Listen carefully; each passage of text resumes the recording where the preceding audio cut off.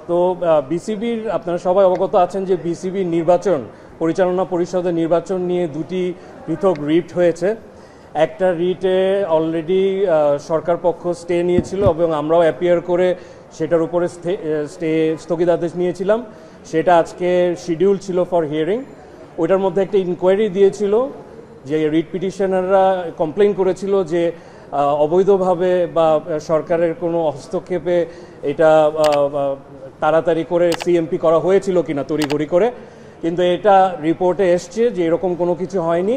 So the stay must continue. এবং আমরা বিসিবির তরফ থেকে বলেছি যে সব প্রক্রিয়া একদম সঠিকভাবে অ্যাজ পার কনস্টিটিউশন হয়েছে, সে কারণে এই নির্বাচনকে কোনোভাবে স্থগিত করার কোনো রকমের কোনো সুযোগ নেই এই বলে আমরা সাবমিশন রেখেছি। এবং এটাতে মাননীয় চেম্বার জজ আদালত সন্তুষ্ট হয়ে ওনারা স্টেটাকে বর্ধিত করেছে। তার মানে আগামীকালকে নির্বাচন হওয়াতে so far age relates to the first case, যেটা আপনার জেলা এবং বিভাগে যেই চিঠিটা নিয়ে প্রশ্ন করা হয়েছিল সেটা আর রয়েছে না। ইলেকশন উইল প্রসিড এবং ওই চিঠির কার্যকারিতাও কোনো এটা বহাল থাকবে। দ্বিতীয় একটি কেস হয়েছিল, জনাব ফারুক আহমেদ সাহেব চ্যালেঞ্জ করেছিল 15টি কাউন্সিলর, দ্যাট ইজ 15টি ক্লাবের কাউন্সিলরশিপকে নিয়ে চ্যালেঞ্জ করেছিল এবং অনারেবল হাইকোর্ট ওটাতে স্টে দিয়েছিল। সেইটার এগেনস্টে আজকে রিট পিটিশনার রেসপন্ডেন্টরা ওই 15টি ক্লাব আজকে সিএমপি ফাইল করেছে। ওইখানেও আমরা অ্যাপিয়ার করেছিলাম। কোর্টকে আমরা সাবমিশন রেখেছি যে আমরা কোনোভাবেই নির্বাচনকে বাধাগ্রস্ত করতে চাই না, বাকি সব পুরোটুকু সিদ্ধান্ত কোর্টের এখতিয়ার। কোর্ট এটা সন্তুষ্ট হয়ে ওই কেসেও স্টে দিয়েছে এবং কাউন্সিলরশিপ তাদেরকে ফেরত দিয়েছে। তার মানে এটাই দাঁড়ালো যে আগামীকালকে বিসিবির যে নির্বাচন হবে সেই নির্বাচনে ওই 15টি ক্লাব যার ভোটিং রাইটসটাকে স্থগিত করা হয়েছিল তারা ভোট দিতে পারবে। সো ফার অ্যাজ আমাদের বিসিবির তরফ থেকে কনসার্ন, আমরা নির্বাচন সময় মতন করা ইলেকশন কমিশন এবং বিসিবির এটি একটি ম্যান্ডেট ছিল এবং আমরা এটা সফল করতে যাচ্ছি ইনশাআল্লাহ আগামীকাল। জি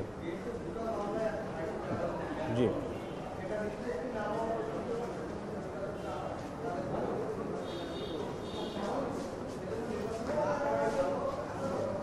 সেটা আসলে ইলেকশন কমিশন এবং বোর্ড ডিসাইড করবে। তবে বিসিবি লয়ার এবং এই প্রক্রিয়াতে জড়িত থাকা কারণে আমি যেই কথাটা আপনাদেরকে বলতে পারি যে সব কিছু যথেষ্ট স্বচ্ছভাবে হয়েছে এবং নির্বাচন মানেই আপনারা জানেন যে মামলা হবে, ডাকসুর নির্বাচনও মামলা হয়েছে।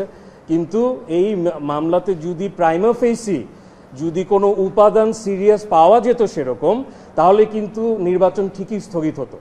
নির্বাচন যেহেতু অনারেবল চেম্বার জাজ স্থগিত করেনি, তার মানে প্রাইমা ফেসি আপনাকে বুঝতে হবে যে এই প্রক্রিয়া যেগুলাকে চ্যালেঞ্জ করা হয়েছে সেগুলো আসলে সঠিক ছিল।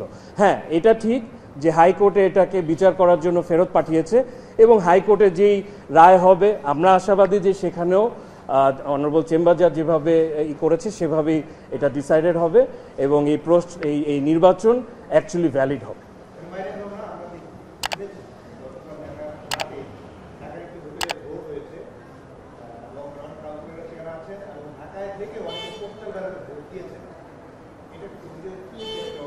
এইটা তো অভিযোগের জবাব একটাই যে এরকম কোনো কিছু ঘটার কোনো সুযোগই নেই। কোন আইন, এটা তো টোটালি একটা আইন বহির্ভূত জিনিস, যেটা করার কোনো ইনস্ট্রাকশন বা কোনো আলোচনা আমি শুনিনি being the lead lawyer of BCB.